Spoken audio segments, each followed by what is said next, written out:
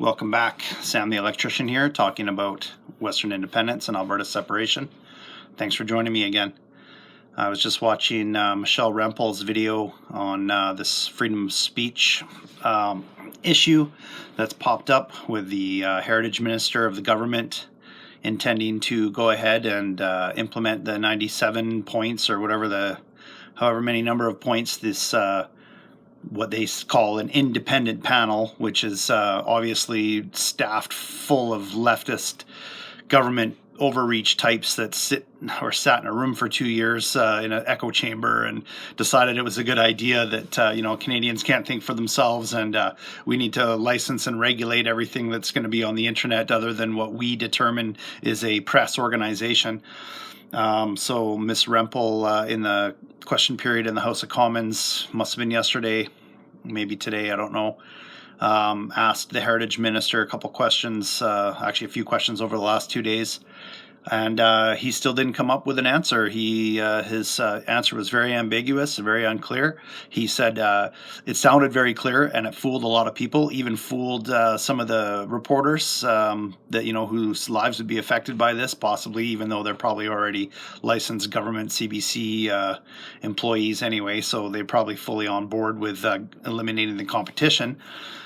However, I digress.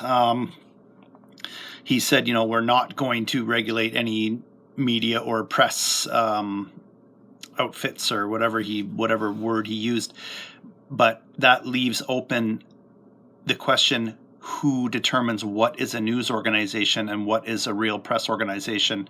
Ms. Rempel brought that up, and it was said that the CRTC itself has decided that it alone will be the arbiter of Canadian thought, and it alone is in the position to determine what is a free and independent press and who is practicing real journalism and what is misinformation and all this, which again, I made another video about this. This is garbage.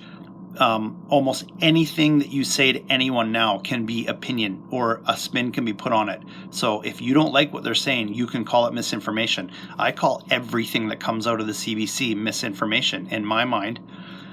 So following their rules, if I ever ran a political party and came to power, I'd be able to ban the CBC because it's misinformation, because everything they say differs from my opinion. Almost everything on every social issue, every political issue, even their made up science about climate change, all that is all subjective. There's almost no objective facts out there anymore. So that leaves open the possibility for the government to say to any organization that, no, you're not real journalists, you're spreading misinformation and disinformation. So you're going to need a license, and you're going to have to be called an entertainment outlet and not a news outlet, and we're going to tell the Canadians that they can't trust you, and they're going to steer thought that way. And they also want one of the recommendations was to have some link to a trusted government website that'll set you straight on what this person or that person is saying. I mean, that's just terrifying. And then the last thing that he said on her video, I'll link that video in the description. Everybody should watch this. And you should share it as well, and share my video too. Little plug there. But the last thing he said is that on this side of the aisle, he's talking about the House of Commons, we want to preserve Canadian heritage. Well, thanks to one of the viewers the other day of my last video, Trudeau himself said a few years ago that there is no Canadian culture and that we have no heritage and that there is no Canadian identity. And I just wish that somebody on the Conservative side of the House could have brought that up and brought up the exact quote and slammed them, the Heritage Minister, with that.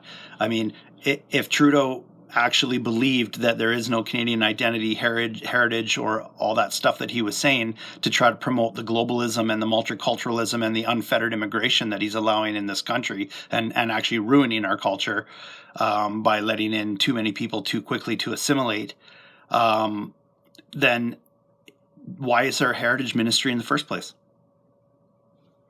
Why? There shouldn't even be one. If we don't have an identity or a culture or a heritage to defend, then why? What is this guy doing other than trying to regulate the internet and tell Canadians what to think and what they can watch and what to believe?